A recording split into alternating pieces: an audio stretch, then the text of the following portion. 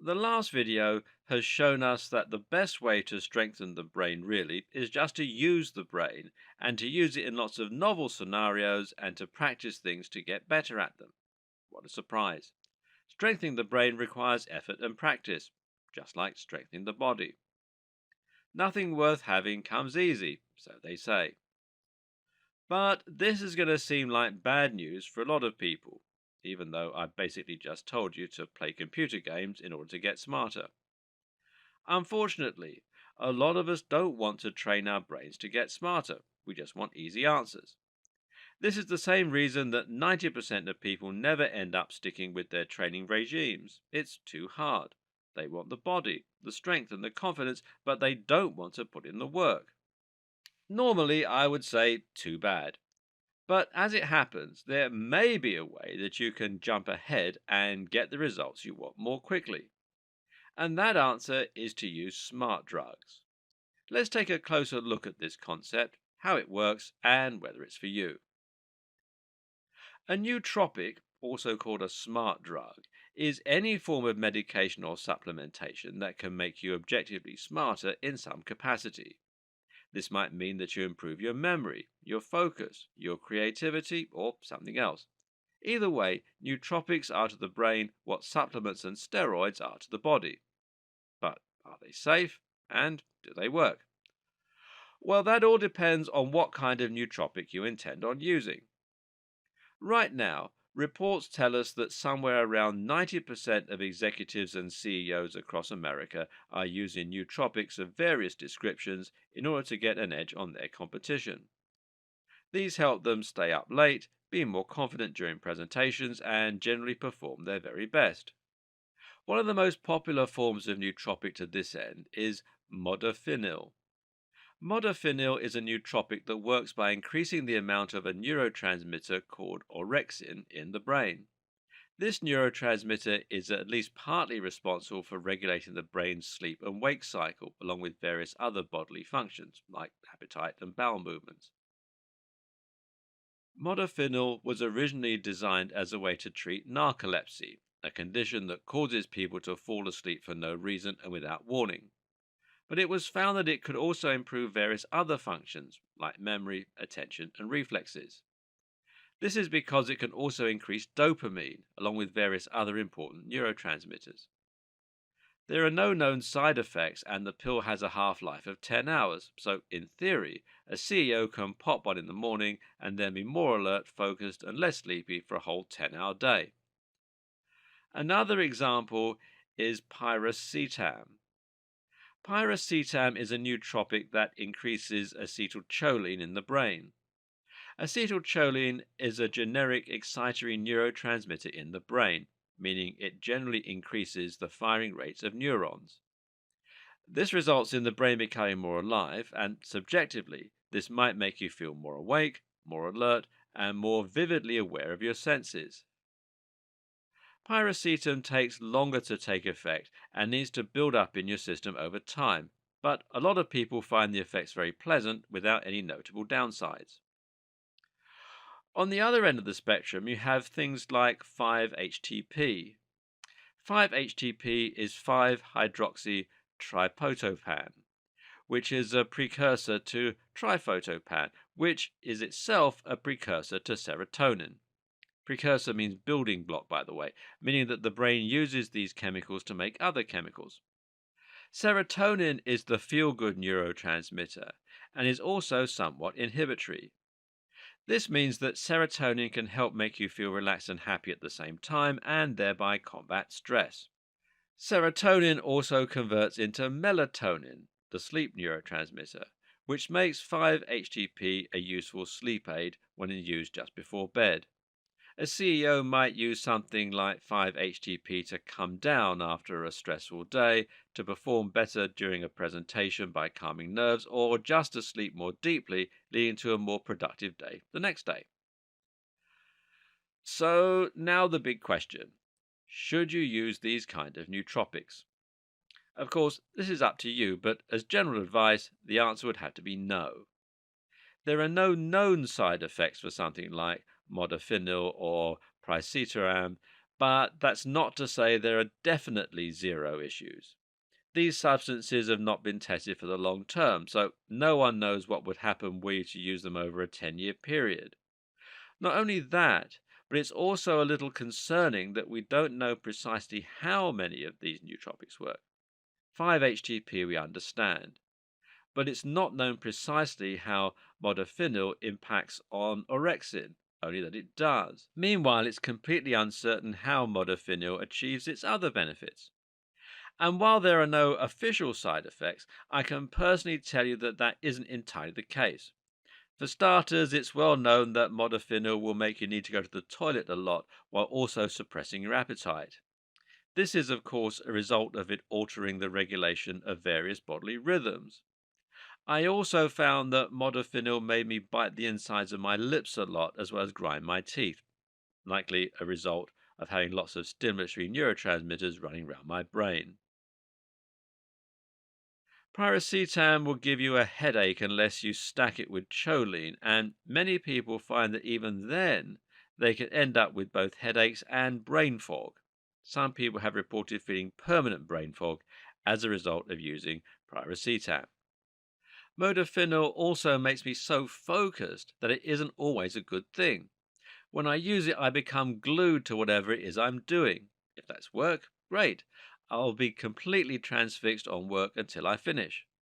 But if I have a quick go on a computer game before I start working, then there's a good chance I'm not going to be able to stop. I'm going to complete that computer game before I get any work done. Likewise, crossing the road can be dangerous as I find myself so engaged in what I'm thinking that I can't properly pay attention to the road or to the noises or movement in my environment. I also find it harder to be creative, and this makes sense seeing as an increase in dopamine and norepinephrine is actually associated with a decrease in creativity. We're at our most creative when we are relaxed because this allows our minds to wander. The neuroscience behind this is our brain is forming new connections between disparate neurons that would normally never be associated, which is how invention happens. But when you're highly focused, you become too fixated on one thing, and this time is creativity. The point of all this? Well, the brain operates the way it does for a purpose. Optimum brain function is not being able to focus on one thing for a long time. Optimum brain function is about being able to switch from one brain state to another as necessary. You need to be highly focused when you're working and then relaxed when you're not. You need to let your mind wander when you're trying to come up with new ideas and then focus up when you're asked a difficult question. When you artificially increase too much of a certain neurotransmitter, you make it very hard to do this and you get stuck in one state. It feels optimum, but in fact it's just an artificial high. Another problem with these types of neurotransmitters is that they can actually be addictive because of something called tolerance and dependence. What happens here is that the brain adapts to that increased or decreased neurochemical. For example, if you have artificially increased the amount of dopamine in your brain on a regular occurrence, then your brain might respond by removing dopamine receptors to make the brain less responsive to it. Alternatively, it might reduce the amount of dopamine you naturally produce. In short, you now need a bigger dose of the same substance in order to get the same feeling as before. And eventually, your baseline can become so low that you feel bad until you get it. While modafinil and pyrocetam aren't officially supposed to be addictive, 5-HTP actually can be and is better avoided for this reason. That, and essentially making your brain sleepy, is not the solution to heightened social skills and confidence. Well, no surprise there, really. As though that wasn't enough reason, it's also important to recognize that neurotransmitters do not exist in a vacuum. That is to say that any one neurotransmitter you alter will automatically impact on many others and might have other effects on the body. We've already seen, for instance, that serotonin converts to melatonin and that orexin affects our hunger and bowel movements. Then there's the fact that serotonin links to appetite and that cortisol, also linked with dopamine, affects our testosterone levels. There are undoubtedly countless neurotransmitters that we have yet to even discover. And what this means is that when you take a nootropic that affects one neurotransmitter, you really make all kinds of untold changes in your brain without really knowing what the consequences of that action might be. For this reason, it's highly advisable to focus on other ways to get your mental upgrade. But there is a nootropic that most of us already use on a regular basis. That nootropic is, of course, caffeine, which is the secret ingredient in tea and coffee that makes us wake up in the morning and feel more alert. This is just like any other nootropic, the only difference being that it's been around longer and is therefore a little more commonplace. So, how does caffeine work? Basically, caffeine is able to mimic a neurotransmitter in the brain called adenosine. Adenosine is a byproduct of the energy process in the brain. When your mitochondria utilize glucose for energy, they do this by converting it first to ATP, which is adenosine triphosphate, and then breaking that ATP apart into its constituent parts, including adenosine. Adenosine builds up throughout the day as we use our brain cells for thinking, moving, and powering our bodies. But this substance is inhibitory, and over time it makes us tireder and sleepier. Eventually, we become so sluggish that we're forced to go to bed, and a good night's sleep is then able to flush our brain out of the excess adenosine, ready for morning. What caffeine does is to block the adenosine receptors. Because caffeine is a similar shape to adenosine, it can plug the holes where adenosine is supposed to go, and that then prevents adenosine from working its magic. This makes us feel more awake and alert and causes a spike in brain activity. This spike in brain activity then results in a flood of other excitatory neurotransmitters being released, which includes dopamine, norepinephrine, and more. So, is it safe to use? Will caffeine give you a healthy kick? Well, yes and no. On the one hand, caffeine has actually been shown in studies to reduce your chances of developing Alzheimer's, and in that sense, it is neuroprotective. It does enhance wakefulness and memory, and it's relatively very safe. At the same time, though, caffeine is also essentially stress in a cup. It works by increasing many of our stress hormones, and this can decrease creativity, as we've seen, while also causing numerous other problems. More worryingly, caffeine is addictive, owing to the mechanisms we described earlier. If you become dependent on caffeine, you'll find you can get raging headaches whenever you go long periods without it.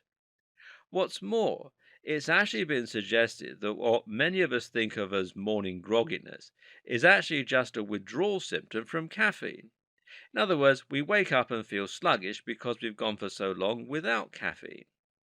It's really up to you if you take it or not, but this is an excellent demonstration of the risks associated with nootropics versus the benefits.